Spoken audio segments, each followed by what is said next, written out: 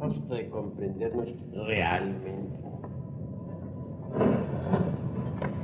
Es claro que ustedes están aquí presentes para escucharme y yo estoy aquí para hablarles.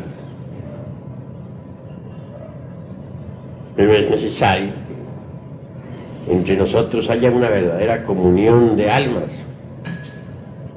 que nos propongamos inquirir por sí mismos, indagar,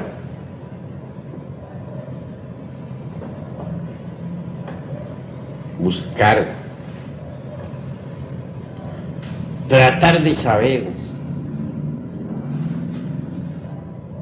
con el objetivo evidente de lograr una orientación en el camino de la autorrealización íntima del ser.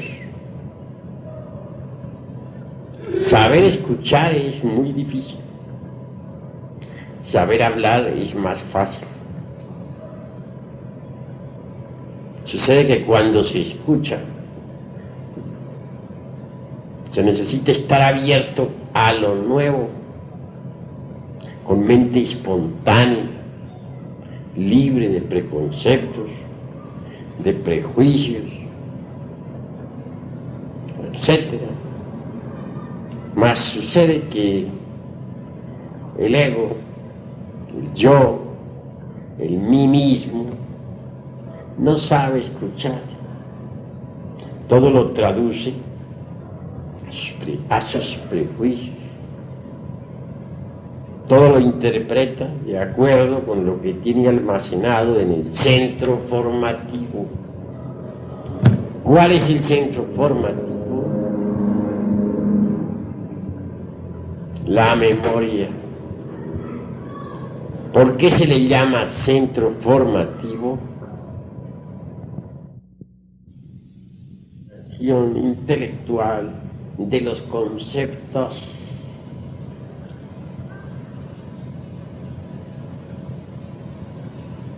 Entendido esto, sí hace urgente aprender a escuchar con mente nueva,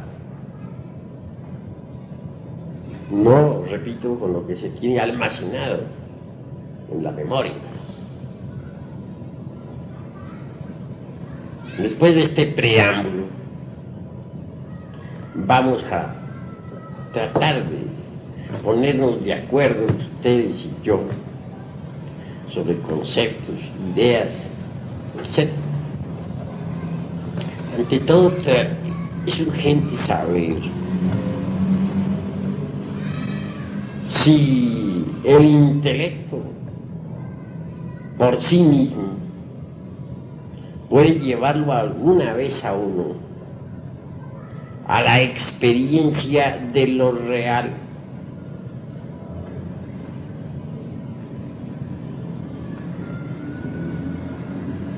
Existen brillantes intelectos, eso no lo podemos negar, pero estos nunca han experimentado eso que es la verdad.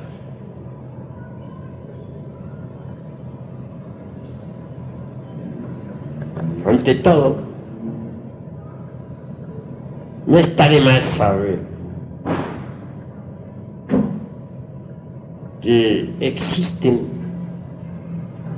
tres mentes en nosotros.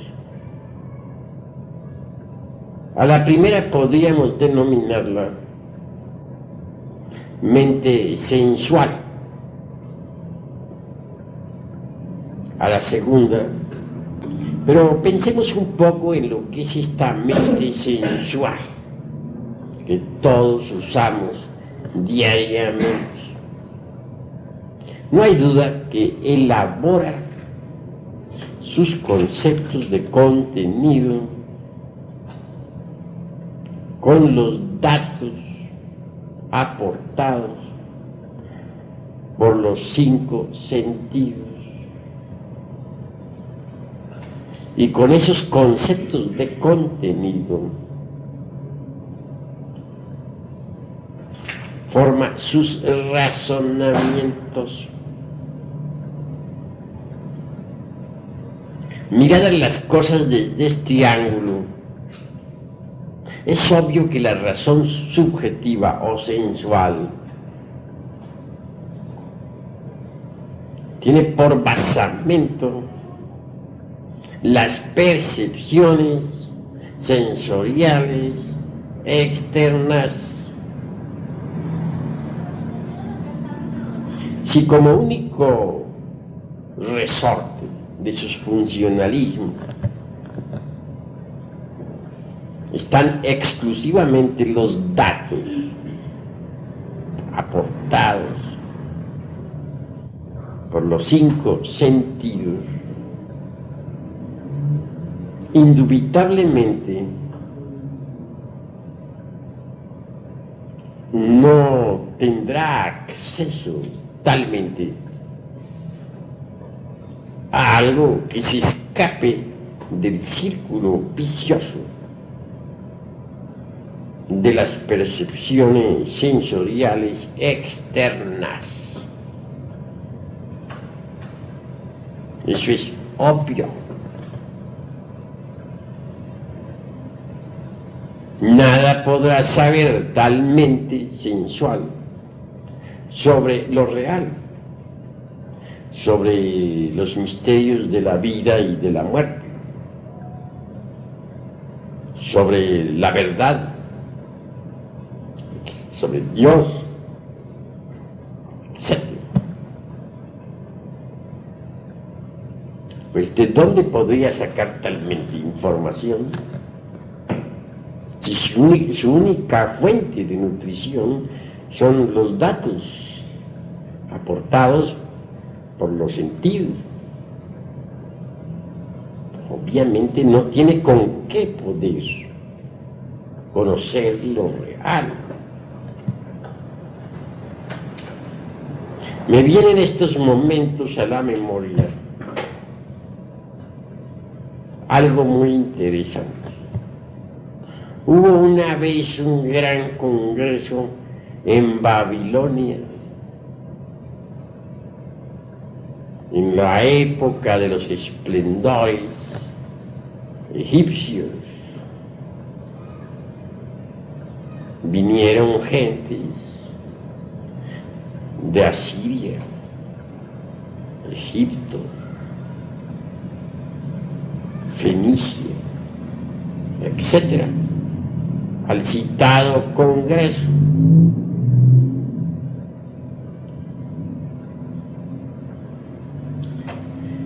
Es claro que el tema resultaba inquietante.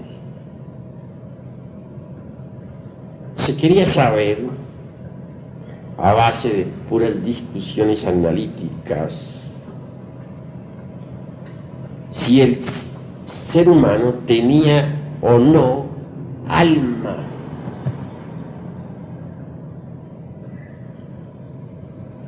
Entonces, obviamente ya los 5 sentidos ya habían degenerado demasiado. Solo así podemos explicarnos que las gentes escogieran ese tema como motivo de todo un congreso. En otros tiempos un congreso así hubiera resultado ridículo. Nunca se le hubiera ocurrido a los lemures celebrar un congreso de este tipo. La gente del continente Mu le bastaba salirse del cuerpo y saber si tenía o no tenía alma. Lo hacían con una facilidad sorprendente. No estaban propiamente atrapados por el organismo físico, de manera que un tema de este tipo solamente podría ocurrirle a una humanidad ya involucionada, decadente, degenerada. Lo cierto fue que, tanto a favor como en contra de la cuestión alma, hubieron muchas discusiones. Al fin subió a la tribuna de la elocuencia un gran sabio, asirio. Ese hombre se había cultivado en Egipto, había estudiado pues en los misterios y habló con voz muy fuerte diciendo: la razón nada puede saber sobre la verdad, sobre lo real, sobre el alma, sobre lo inmortal.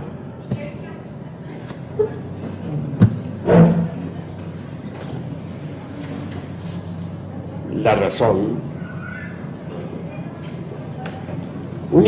lo mismo sirve para sostener una teoría espiritualista que una materialista.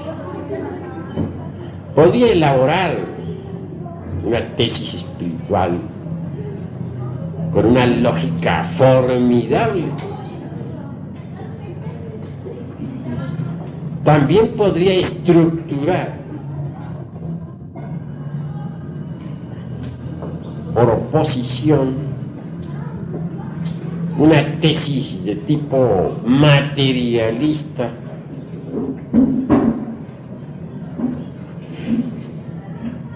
con una lógica de tipo similar,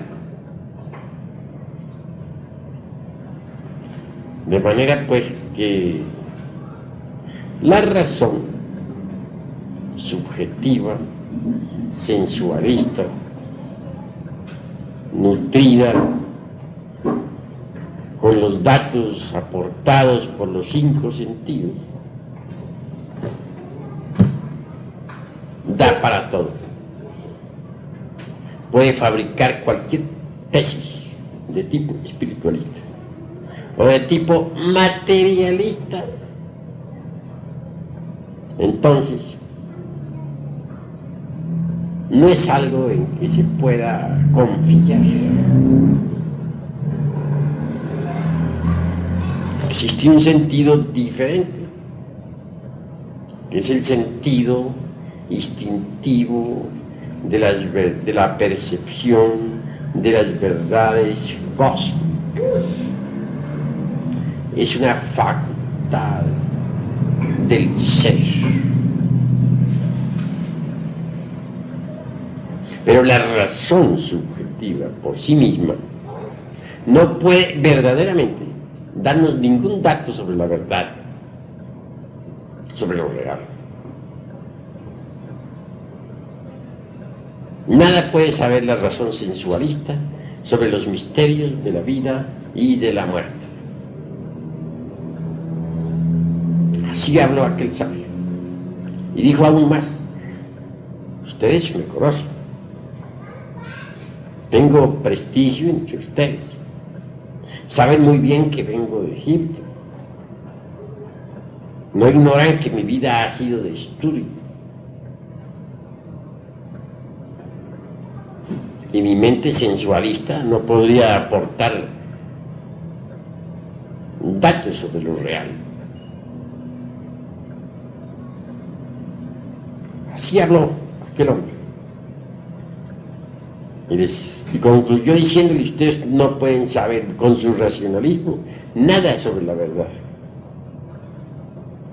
sobre el alma o sobre el espíritu, porque la mente racionalista no puede saber nada de esas cosas. Bueno, habló aquel hombre con mucha elocuencia y luego se retiró. Se apartó definitivamente de todo escolasticismo. Prefirió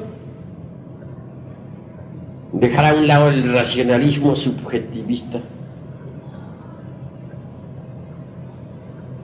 y permitir o desarrollar en sí mismo, mejor dijera,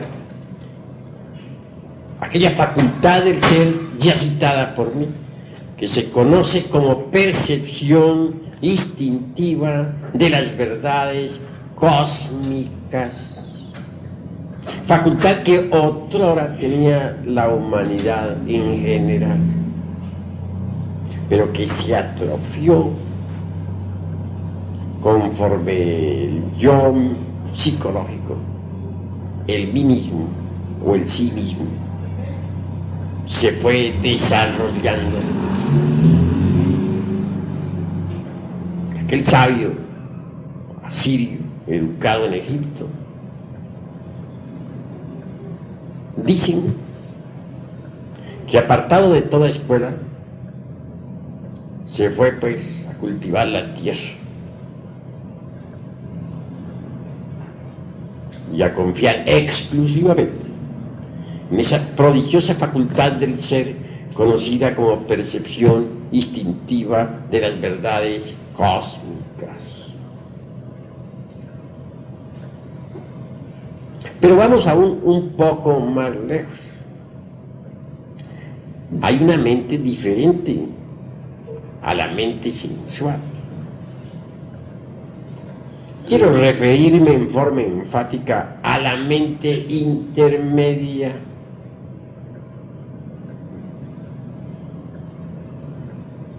En esa mente intermedia encontramos las creencias religiosas de todo tipo. Obviamente los datos aportados por las religiones al fin y al cabo tienen cabida en la mente intermedia.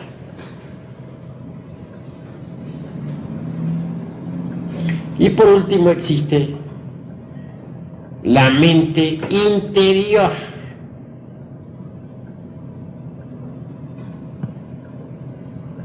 Esto es algo que debemos esclarecer.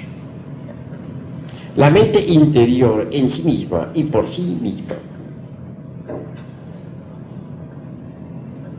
funciona exclusivamente con los datos aportados por la conciencia del ser.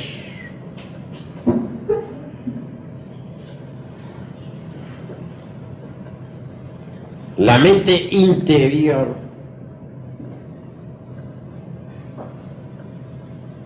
no podría jamás funcionar sin esos datos que proporciona la conciencia interior del ser. He ahí las tres mentes. La mente sensualista en el Evangelio es conocida con todas sus teorías y demás como la levadura de los saduceos. Jesús el Cristo advierte diciendo: cuidaos de la levadura de los saduceos, es decir, de las doctrinas materialistas, ateístas, como la dialéctica marxista. Ese tipo de doctrinas corresponde exactamente a la doctrina de los saduceos, de que habla el Cristo.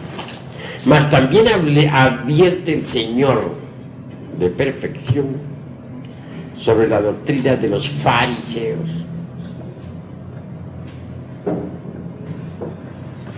Esa doctrina de los fariseos corresponde a la mente intermedia.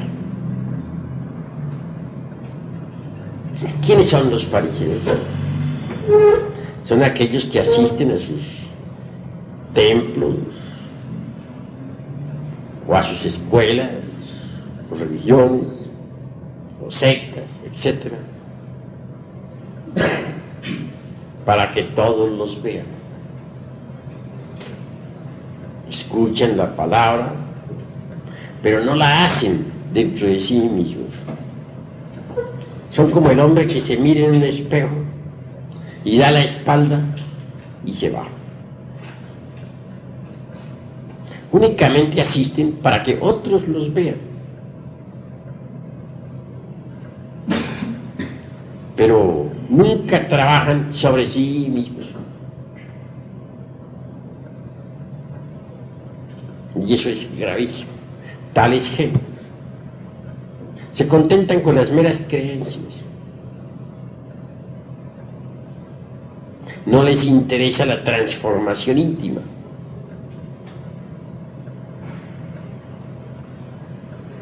Total,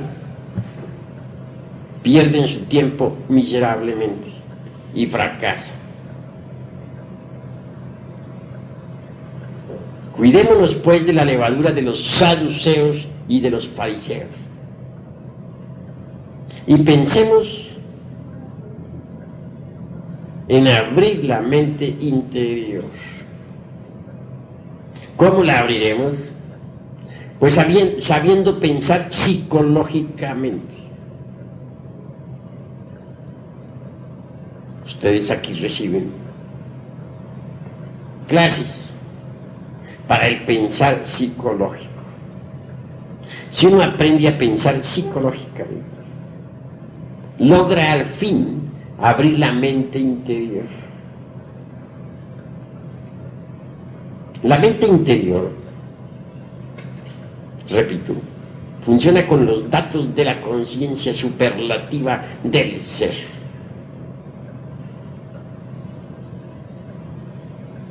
Entonces, experimenta, gracias a eso, la verdad de los diversos fenómenos de la naturaleza.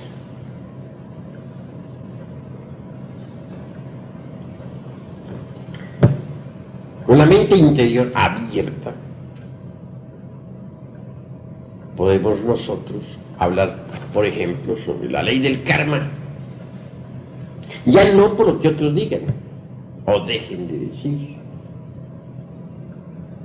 sino por experiencia directa. También con la mente interior abierta. Quedamos suficientemente preparados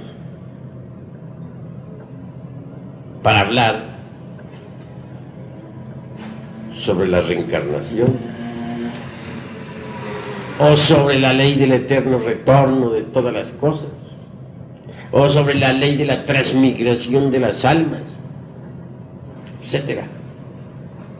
Pero repito, ya no basados en lo que leímos o en lo que escuchamos de algunos autores,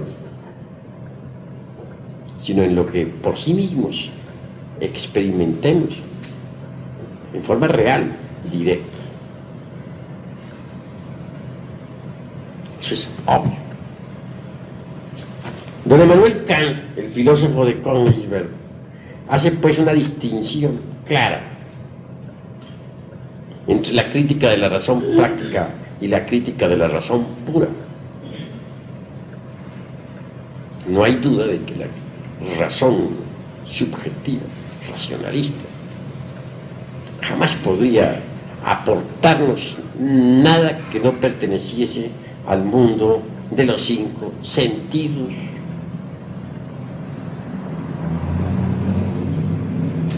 El intelecto por sí mismo es racionalista y subjetivo. Si un intelectual oye hablar un tema sobre reencarnación, sobre karma, exigirá pruebas, demostraciones, como si la razón como si las verdades que solo pueden ser percibidas por la mente interior pudiesen ser demostradas a la mente sensualista. Eso es exigir pruebas sobre eso en el mundo del sensorial externo. equivale tanto como a exigirle a un bacteriólogo que estudie los microbios con el telescopio, o como exigirle a un astrónomo que estudie astronomía con un microscopio. Pruebas se exige, pero las pruebas no se las puede dar a la razón subjetiva, porque la razón subjetiva o sensualista no tiene que ver nada con aquello que no pertenezca al mundo de los 5 sentidos.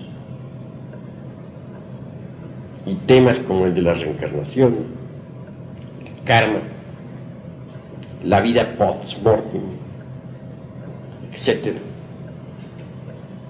son de hecho exclusividad de la mente interior, jamás de la mente sensual. A la mente interior sí se le puede demostrar, pero ante todo se exige del candidato a una demostración que haya abierto su mente interior. Si no la ha abierto, ¿cómo haríamos para hacerle una demostración de ese tipo?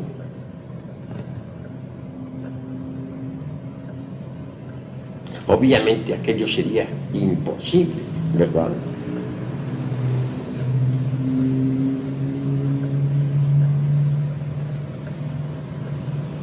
Visto esto con claridad, conviene que ahondemos ahora un poco en la cuestión de facultades. El intelecto por sí mismo es una de las facultades más toscas en los niveles del ser. Si queremos volver todo intelecto, jamás llegaremos a la aprehensión de las verdades cósmicas. Indubitablemente,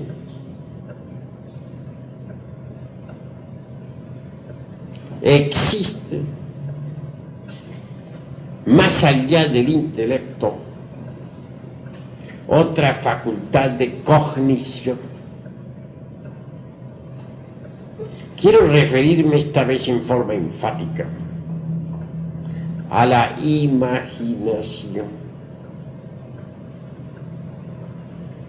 Mucho se ha subestimado a tal facultad. Algunos hasta la denominan despectivamente con el título de la loca de la casa. Título injusto, porque si no fuera por la imaginación, no tendríamos esta grabadora, no existiría el automóvil, no existiría el ferrocarril, etc. El sabio que quiere hacer un invento deberá primero imaginárselo, luego plasmar su invento en el papel. El arquitecto que quiere hacer una casa tendrá primero que imaginarla y después la podrá trazar en el plano, de manera que la imaginación ha permitido crear todo invento. No es pues algo despreciable.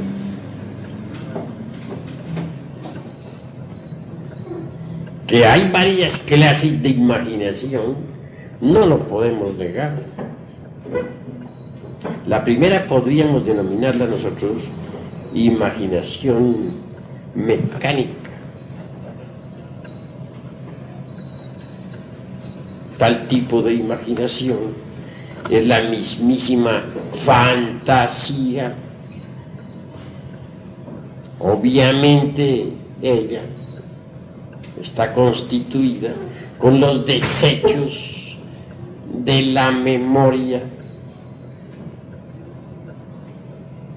No sirve y es hasta perjudicial. Mas existe en verdad otro tipo de imaginación.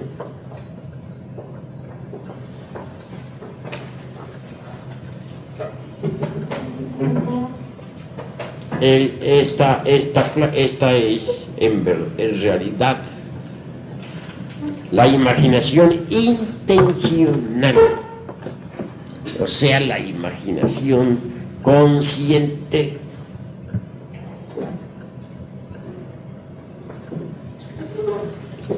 Obviamente, la misma puede desarrollarse espléndidamente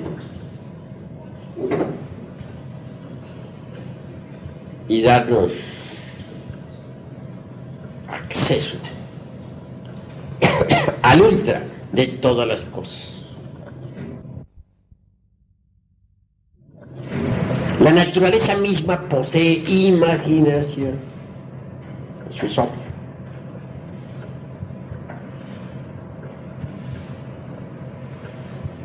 Si no fuera por la imaginación, todas las criaturas de la naturaleza estarían ciegas. Mas gracias a esa poderosa facultad existe la percepción. Se forman las imágenes en el centro perceptivo del cerebro, o centro perceptivo de las sensaciones. Y así podemos percibir la imaginación creadora de la naturaleza. Ha dado origen a las múltiples formas existentes en todo lo que es. Me refiero a épocas como la de los hiperbóreos o prelemurios. No se usaba el intelecto, sino la imaginación. Entonces el ser humano era inocente y el maravilloso espectáculo del cosmos se reflejaba como en un lago cristalino sobre su imaginación. Era otro tipo de humanidad. Hoy causa dolor ver cómo muchas gentes han perdido ya hasta la mismísima imaginación. Es decir, se ha degenerado espantosamente esta preciosa facultad.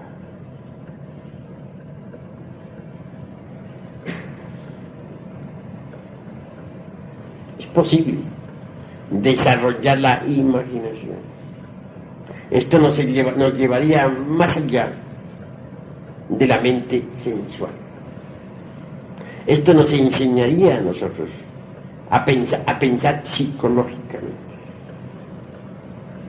Ya dijimos y repetimos que solo el pensar psicológico puede abrirnos las puertas de la mente interior.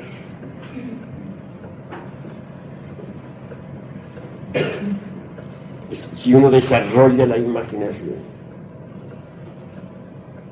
puede aprender a pensar psicológicamente.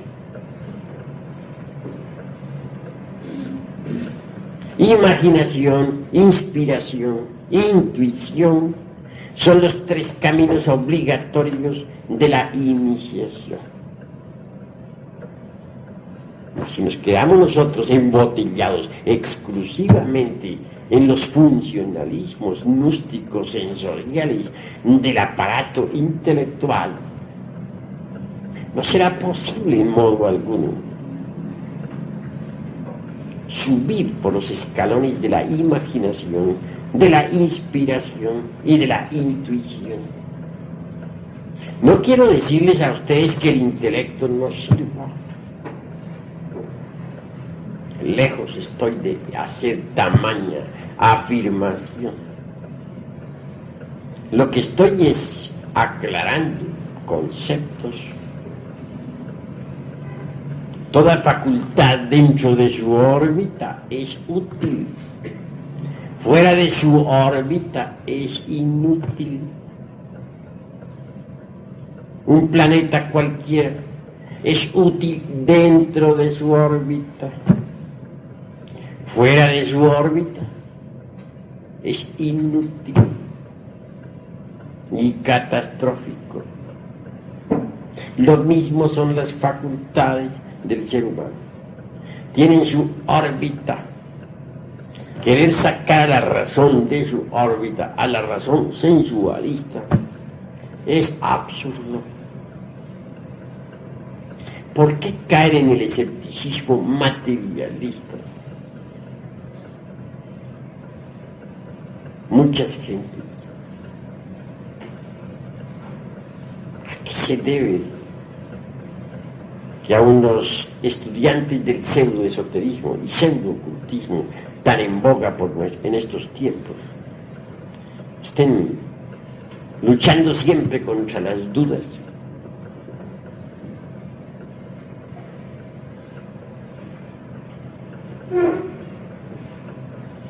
¿Por qué muchos andan mariposeando de escuela en escuela y al fin llegan a la vejez sin haber realizado nada?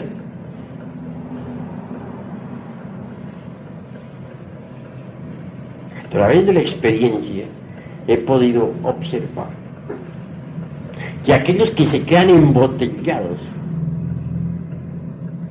en el intelecto fracasan. O aquellos que quieren comprobar con el intelecto las verdades que no son del intelecto, fracasan. Cometen estos el error de querer estudiar astronomía, hablando en forma simbólica, con el microscopio, o estudiar bacteriología con el telescopio. Dejemos a cada facultad en su lugar, en órbita. No la saquemos de su órbita. Necesitamos pensar psicológicamente. Y es obvio que debemos rechazar de plano la doctrina a levadura de los saduceos y de los fariseos y aprender a pensar psicológicamente. ¿No sería esto posible si continuáramos embotellados dentro del intelecto? Entonces más vale que empecemos a subir por la escala de la imaginación. Posteriormente pasaremos al segundo escalón, que es el de la inspiración, y al fin llegaremos a la intuición. Pero veamos cómo se desarrolla la imaginación.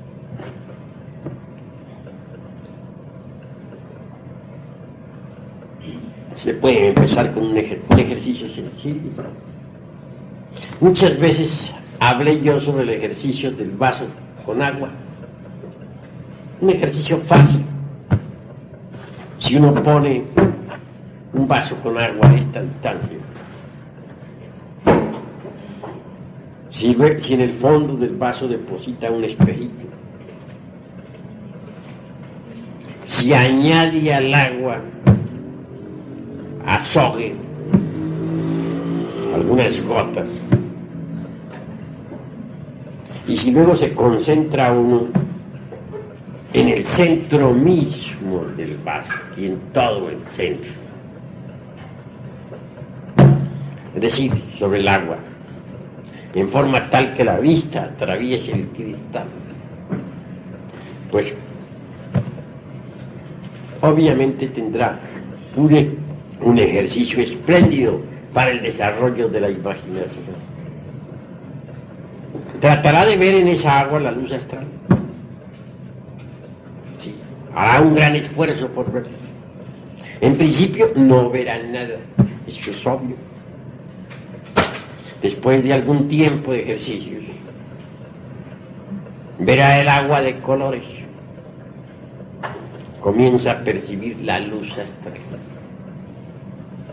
Aquel sentido de autoobservación psicológica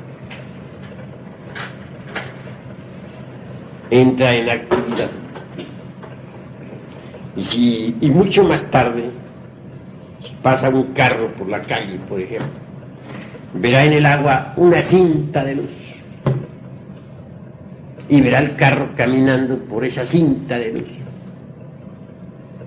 Esto indica que ya comienza a percibir con la facultad trascendental de la imaginación. Por último, llegará el día en que ya no necesitará para nada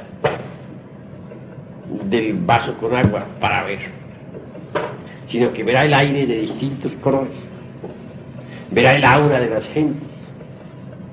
Bien sabemos que cada persona carga un aura de luz a su alrededor.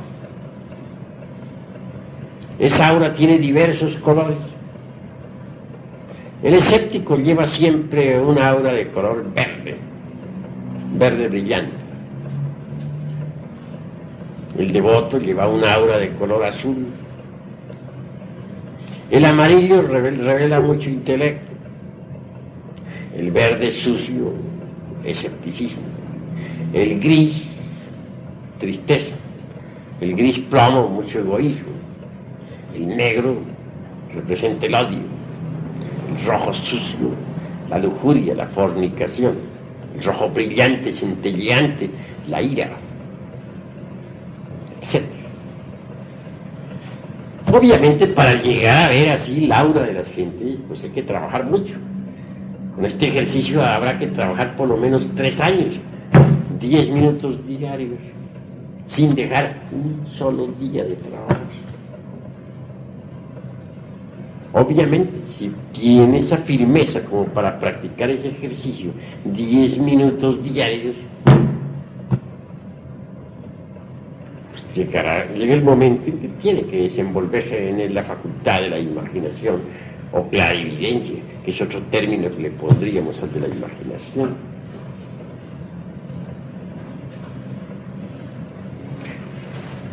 Pero ese no sería el único ejercicio para el desarrollo de esa preciosa facultad. Se necesita algo más.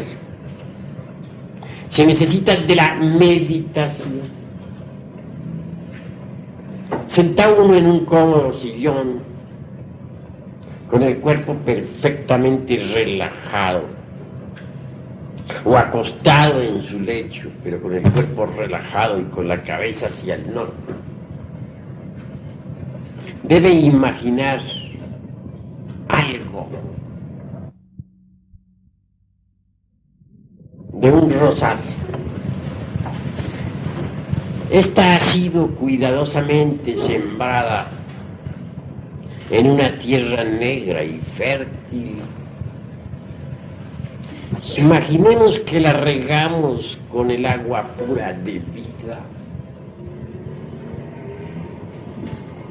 Continuando con este proceso imaginativo, trascendental y trascendente a su vez, visualicémosla en el proceso de crecimiento, cómo el tallo brota al fin, cómo se desenvuelve maravillosamente, cómo surgen las espinas de entre aquel tallo, y al fin echa ramas diversas.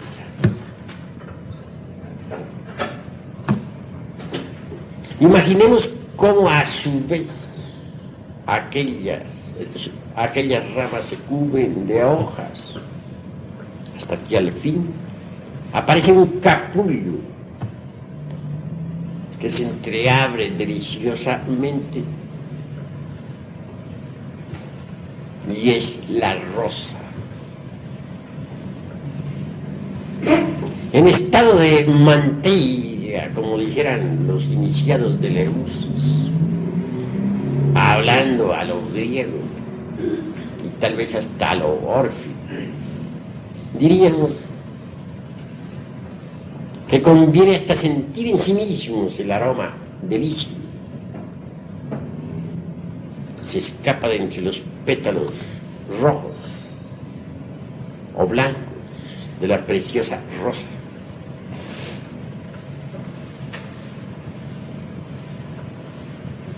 La segunda parte del trabajo imaginativo consistiría en visualizar con entera claridad meridiana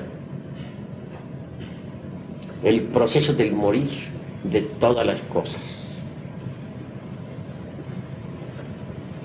Bastaría imaginar cómo aquellos pétalos olorosos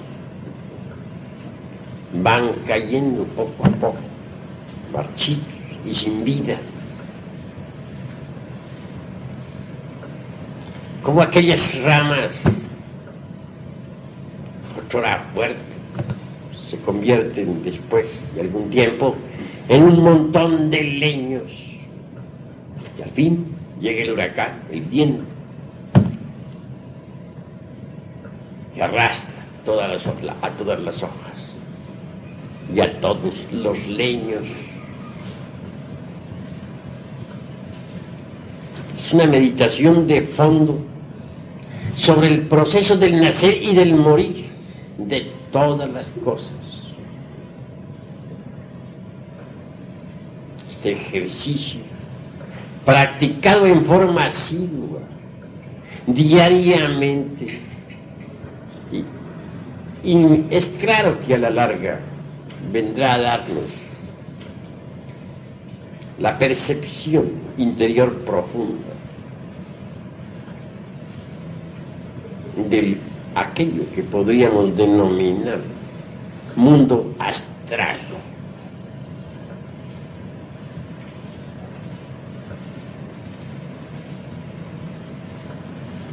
Ante todo, es bueno advertir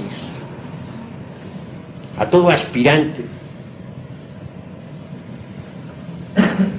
que cualquier ejercicio esotérico, incluyendo este ya citado, requiere de parte del discípulo la continuidad de propósitos. Porque si practicamos hoy y mañana no, cometemos un gravísimo error. Solo habiendo de verdad aplicación en el trabajo esotérico, es posible el desenvolvimiento de esa facultad preciosa de la imaginación. Una vez que durante la meditación surja en nuestra imaginación algo nuevo, algo distinto a la rosa, es señal evidente de que ya estamos progresando. En principio las imágenes carecen de colorido, pero conforme trabajamos, ellas se van revistiendo de múltiples encantos y colores. Así progresaremos en el desarrollo interior profundo.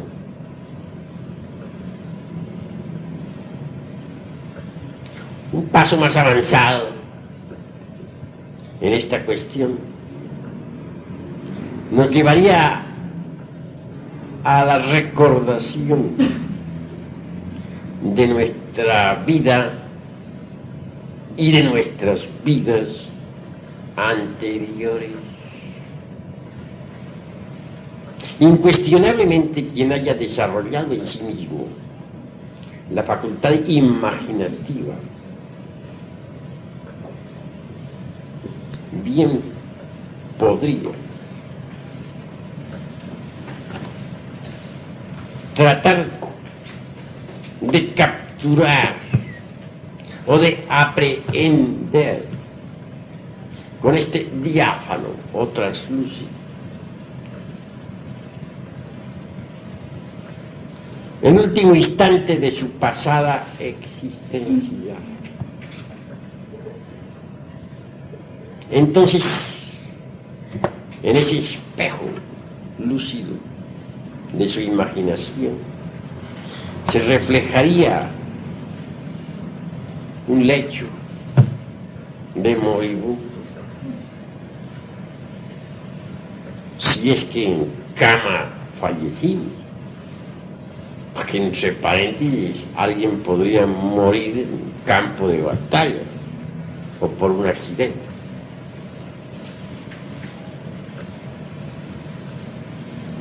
Sería interesante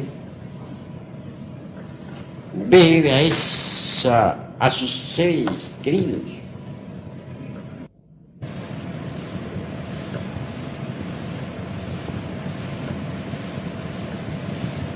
continuando con este proceso tan maravilloso del desarrollo relacionado con la imaginación. Podría intentarse conocer ya no solamente el último instante de su vida anterior, sino el penúltimo, el trasantepenúltimo, los últimos años, los penúltimos, hasta la juventud, la adolescencia, la niñez, y así venir a recapitular preciosamente toda la vida pasada. Similarmente, esto, llevado más lejos, nos permitiría también capturar cada una de nuestras vidas anteriores. Y así vendríamos por experiencia directa, viva, a verificar la realidad de la ley del eterno retorno de todas las cosas. No es el intelecto precisamente el que puede verificar esa realidad. Con el intelecto podemos discutir tal tema, o afirmarlo, o negarlo, pero eso no es verificación.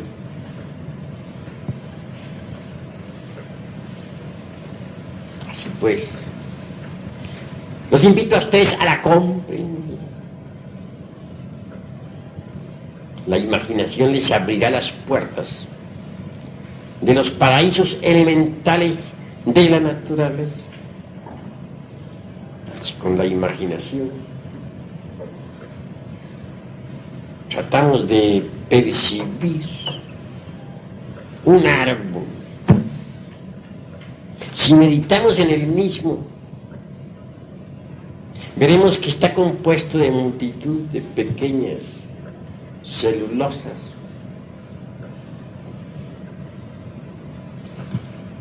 percibiremos su fisiología, sus raíces, sus frutos, mas también lograremos ahondar un poco más y ver directamente la vida íntima del árbol. No hay duda de que éste posee eso que podríamos denominar esencia o alma. Cuando uno en estado de mantilla o llama o éxtasis o arrobamiento percibe la conciencia de un vegetal, descubre con claridad perfecta, que esta es ciertamente una criatura elemental, una criatura que tiene vida, no perceptible para los 5 sentidos,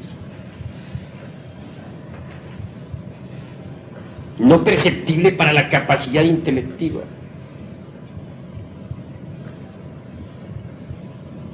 excluida completamente del terreno gnóstico sensorial, mas sí perfectamente perceptible para el translúcido.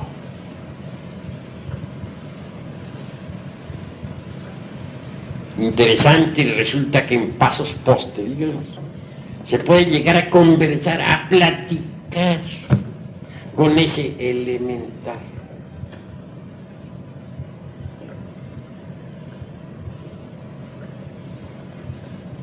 Obviamente la cuarta vertical posee sorpresas insólitas.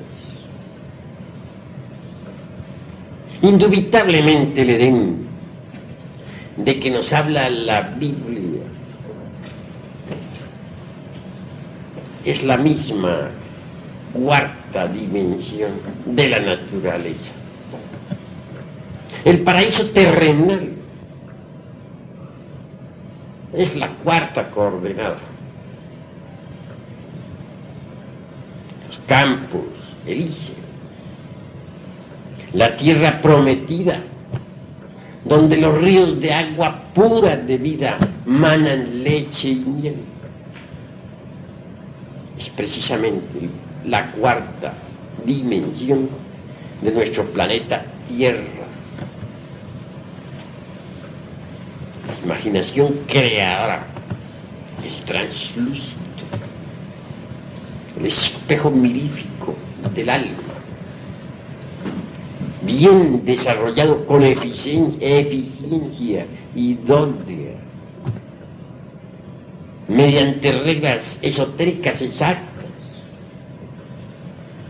Indubitablemente nos permite la verificación exacta, la verificación de lo que aquí estoy afirmando en forma enfática.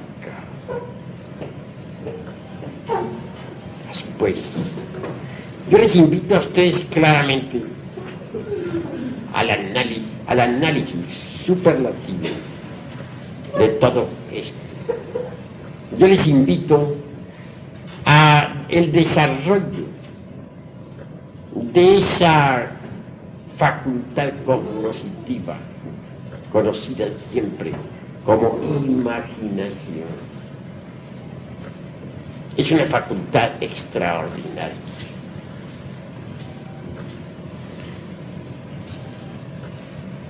En la cuarta vertical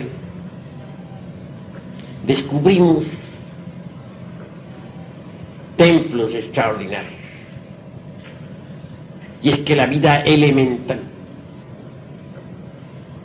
está clasificada por el logos.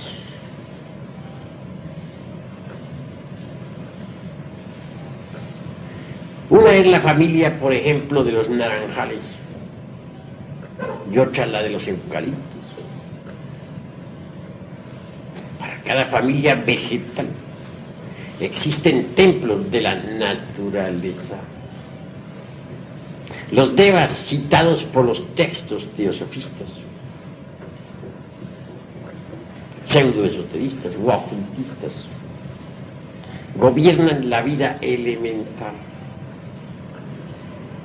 Estos devas son hombres perfectos en el sentido más completo de la palabra, iniciados,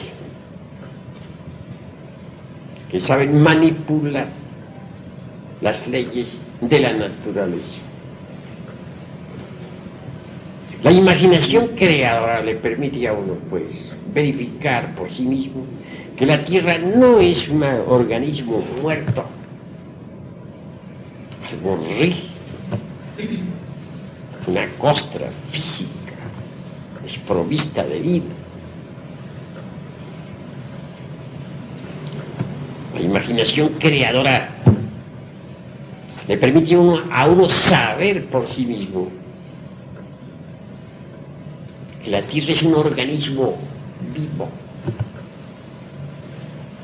Me viene en estos momentos a la memoria la afirmación aquella neoplatónica de que el alma del mundo está crucificada en la tierra. Esa alma del mundo es un conjunto de almas, un conjunto de vidas que palpitan y tienen realidad. Para las gentes hiperbóreas, los volcanes, los mares profundos, las vetas de los metales, las gargantas de las montañas, el huracanado viento, el fuego flamígero, las fieras rugientes o las aves, no eran sino el cuerpo de los dioses. No veían aquellos hiperbóreos en la tierra algo muerto. Para ellos el mundo era algo vivo, un organismo que tenía vida y la tenía en abundancia. Entonces se parlaba en el orto purísimo de la divina lengua, que como un río de oro corre bajo la selva espesa del sol. Aquel que sabía tañir la lira arrancaba de la misma las más extrañas sinfonías. Todavía por esos tiempos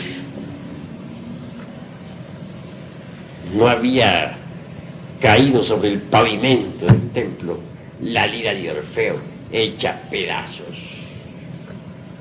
Esos eran otros tiempos. Esa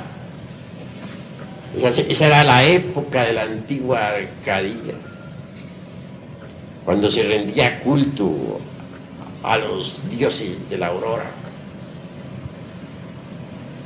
y cuando se festejaba cada nacimiento con fiestas místicas, trascendentales.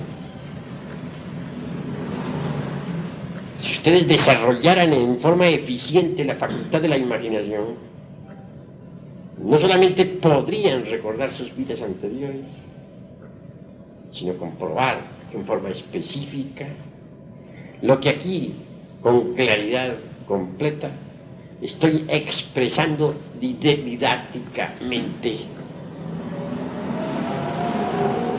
Mas la imaginación en sí misma y por sí misma no es más que el primer escalón. Un segundo escalón más elevado nos lleva a la inspiración. La facultad de la inspiración nos permite platicar cara a cara con toda partícula de vida elemental. La facultad de la inspiración nos permite sentir en nosotros mismos el palpitar de cada corazón.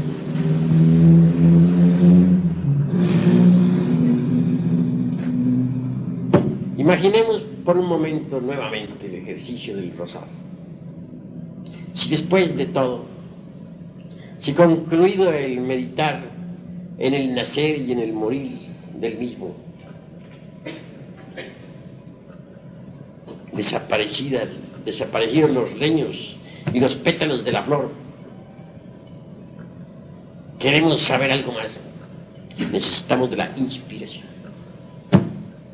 Ha nacido la planta, ha dado frutos, ha muerto, y después de todo, ¿qué? Entonces necesitamos de la inspiración para saber qué, cuál es el significado de ese nacer y de ese morir de todas las cosas. La facultad de la inspiración es todavía más trascendental y necesita un gasto de energía mayor. Se trata de dejar a un lado el símbolo sobre el cual hemos meditado. Se trata de capturar su significado interior. En esto se necesita de la facultad de la emoción, del centro emocional. El centro emocional viene pues a valorizar el trabajo esotérico de la meditación. El centro emocional nos permite sentirnos inspirados. Y luego, inspirados, conoceremos el significado del nacer y del morir de todas las cosas. Con la imaginación podríamos verificar la realidad de la existencia anterior. Con la inspiración podríamos capturar el significado de tal existencia, su motivo, su causa, su porqué. La inspiración, pues, está un paso más allá de la facultad de la imaginación creadora. Con la imaginación podemos verificar la realidad de la cuarta vertical. Pero la inspiración nos permitirá capturar su honda significación.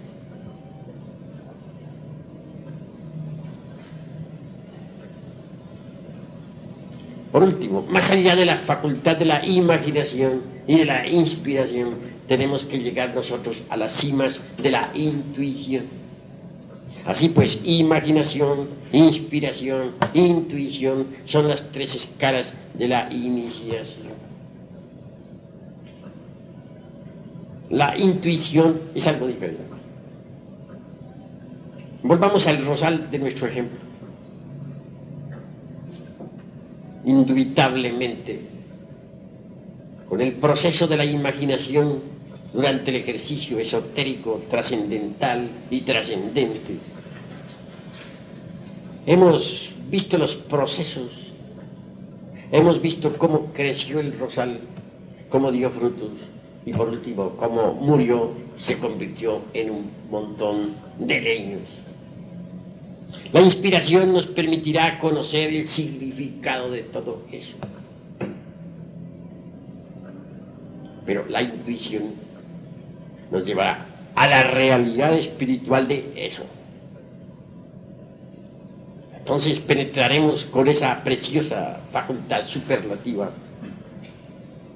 en un mundo exquisitamente espiritual. Nos encontraremos cara a cara, no solo con el elemental visto con la imaginación, el elemental del rosal, sino aún más, nos encontraremos con la chispa virginal o la mónada divinal o partícula ígnea suprema del rosal. Penetraremos en un mundo donde hallaremos a los Elohim, creadores citados por la Biblia, mosaica o hebraica. Veremos a toda la hueste creadora del ejército de la palabra. Es decir, hallaremos al demiurgo creador del universo. Es esa intuición la que nos permitirá platicar cara a cara con los arcangeloi, con los tronos, que ya no serán para nosotros una mera especulación o creencia, sino una realidad palpable, manifiesta. La intuición podrá permitirnos el acceso a las regiones superiores del universo y del cosmos. Por medio de la intuición podremos estudiar cosmogénesis, antropogénesis, etc. La intuición nos permitirá penetrar en los templos de la fraternidad universal blanca, en los templos de los Elohim, o Prajapatis, o Kumaras, o tronos. La intuición nos permitirá conocer la génesis de nuestro mundo.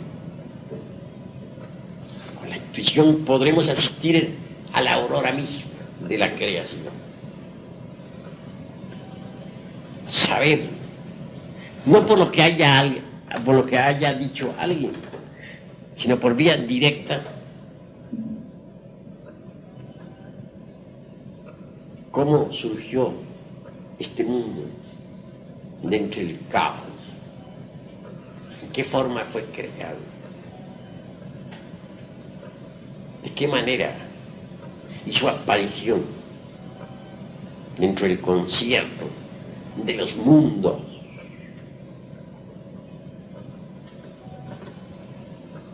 La intuición, pues, nos permitirá saber ya, en forma específica y directa, lo que no saben los brillantes intelectos de la época.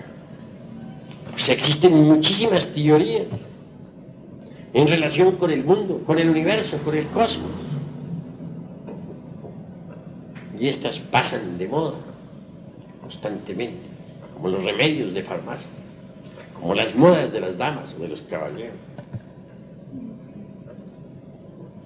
A una teoría le sigue otra y a otra, otra. Y al fin y al cabo el intelecto no hace sino especular y fantasear a lo lindo, sin poder experimentar jamás lo real.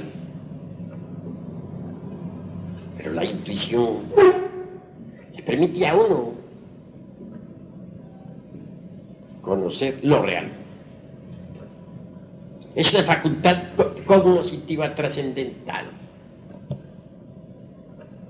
Grandioso es poder asistir al espectáculo del universo, sentirse uno por un momento aparte de la creación, mirar el mundo como si este fuese un teatro y uno un espectador. Evidenciar como un cometa sale del caos, como surge, pues, del no ser, que es el real ser, cualquier unidad cósmica, etc. Es la intuición la que le permite a uno saber que la Tierra existe por el karma de los dioses, y que si no, no existiría. Es la intuición la que le permite a uno verificar el crudo realismo de tal karma. Ciertamente, aquellos Elohim, Prajapatis o ángeles, que en su conjunto constituyen lo divinal, actuaron en un pasado ciclo de manifestación, mucho antes de que la Tierra y el sistema solar hubieran surgido a la existencia. Veamos un caso muy simpático. Mucho se discute sobre la Luna. Piensan muchas gentes de que este es un pedazo de tierra lanzado por la fuerza centrífuga del universo al espacio. Algo así como quien dispara un cohete atómico. Mas la intuición le permite a uno verificar las cosas en forma completamente diferente.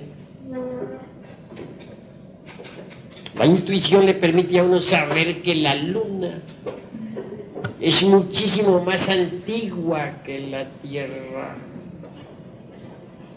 Por algo es que nuestros antepasados de Anáhuac decían la abuela luna. Ella es obviamente nuestra abuela. Ella es la madre de la Tierra y la Tierra es la madre de nosotros, total es nuestra abuela. Conceptos sabios de Anáhuac.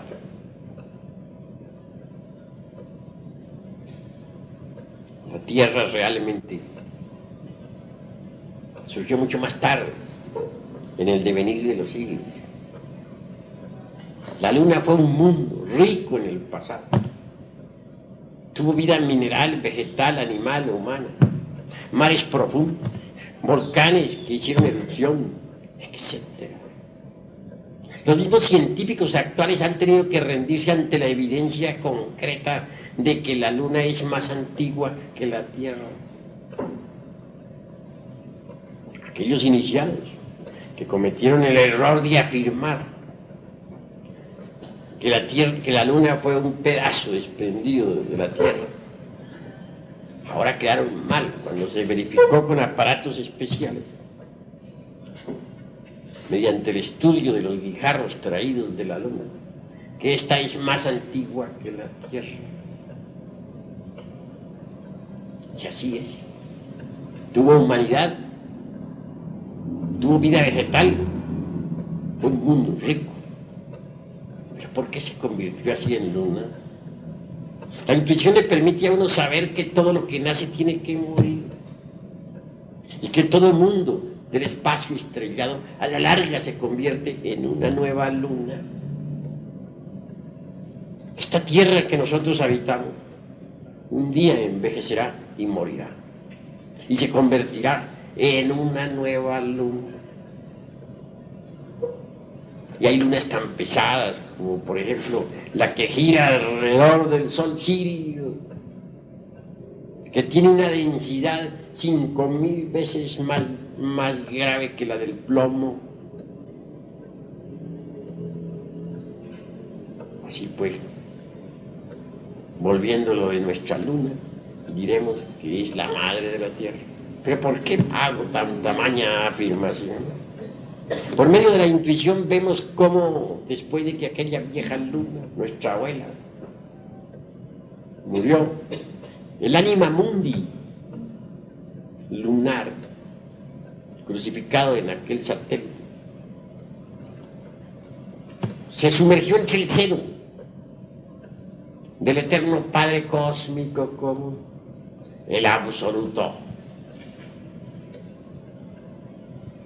Cuando llegó una nueva época de manifestación, después de un largo intervalo, cuando llegó, dijéramos, un nuevo gran día de actividad, esa madre luna, esa anima mundi, reconstruyó un nuevo cuerpo, se reencarnó, formó su nuevo cuerpo, que es esta tierra.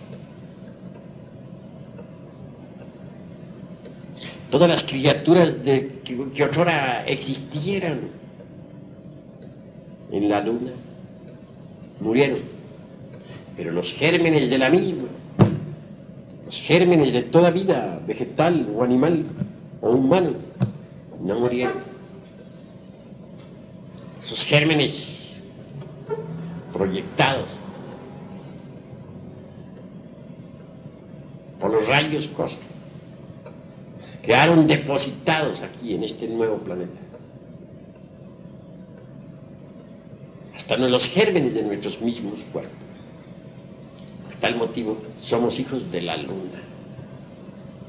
Ella es la madre de todos los vivientes. Y ella es la madre de la tierra. Cuando uno hace una afirmación de estas, ante un grupo de gentes instruidas,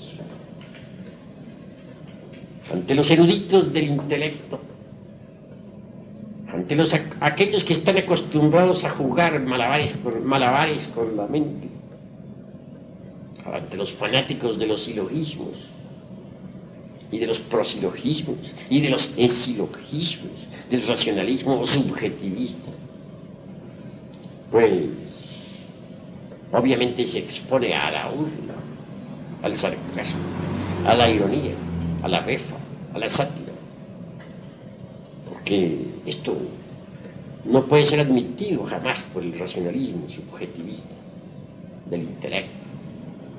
Esto que estoy diciendo solamente puede ser asequible a la intuición.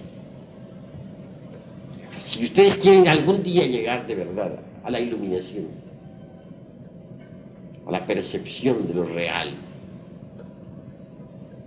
al conocimiento completo de los misterios de la vida y de la muerte, necesitarán subir incuestionablemente por la gradería maravillosa de la imaginación, de la inspiración y de la intuición. El mero racionalismo jamás podría llevarlos a ustedes a estas experiencias íntimas profundas.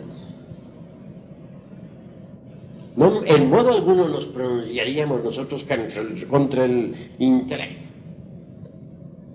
Lo que queremos es especificar funciones, y eso no es un delito. Indubitablemente el intelecto es útil dentro de su órbita. Fuera de órbita, repito lo que ya dije al empezar esta plática, que resulta inútil. Pero si nosotros nos fanatizamos con el intelecto y de plano nos negamos a querer subir por los escalones de la imaginación, jamás llegaríamos indubitablemente a pensar psicológicamente.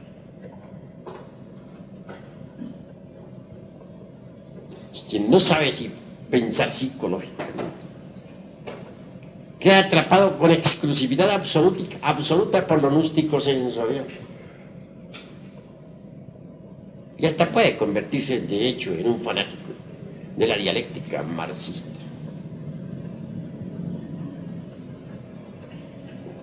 Solo el pensar psicológico abrirá la mente interior. Eso es obvio. Quien ha subido por los escalones de la inspiración y de la intuición, indubitablemente, de hecho, ha abierto las puertas maravillosas de la mente interior. Surgen los intuitos desde adentro, se expresan a través de la mente interior. Es decir, la mente interior sirve de vehículo a los intuitos. Esta mente interior es la misma razón objetiva, especificada claramente por un Gurdjieff, o por un Ouspensky, o por un Collin, o por un Nicol. Poseer razón objetiva es haber abierto la mente interior. Y la mente interior funciona exclusivamente con los intuitos, con los datos del ser, de la conciencia, de lo superlativo, de lo étnico, de aquello que es trascendental y trascendente en nosotros, y no de otro modo. Bien, habiendo planteado este tema, queda abierta la discusión. El que quiera preguntar algo puede preguntarlo con la más entera libertad. El que no esté de acuerdo puede refutar libremente, porque aquí hay libertad de palabra para todos. De manera que puede hablar. Maestro, me gustaría saber si existe alguna diferencia entre intelecto y mente. Pues el intelecto y la mente en el fondo son lo mismo. Pero la mente no cultivada no es intelecto. La mente cultivada es intelecto. Alguien podría ser muy inteligente y sin embargo no poseer intelecto. Así pues, no hay diferencia sustancial, sino accidental. Distínguase entre potencia y accidente, de acuerdo con la lógica formal.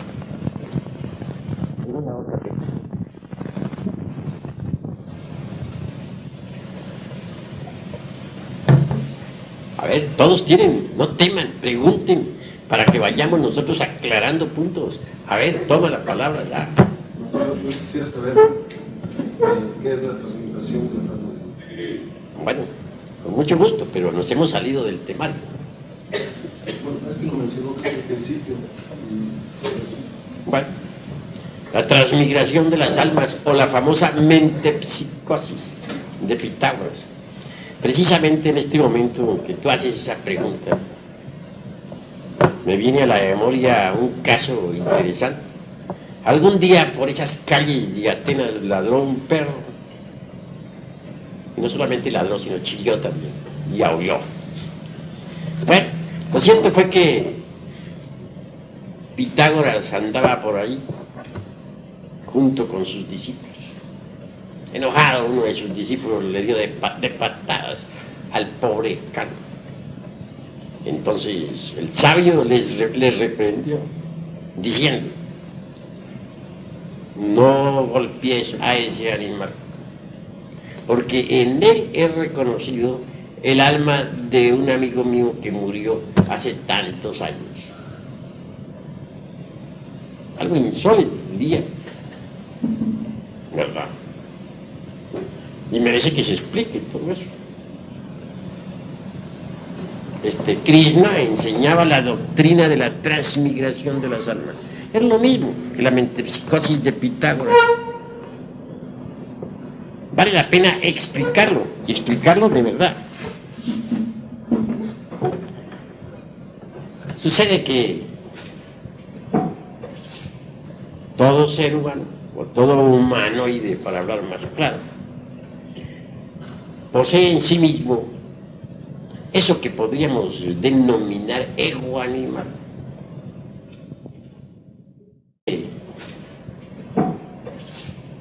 Todo ser humano, o todo humanoide, para hablar más claro, posee en sí mismo eso que podríamos denominar ego animal.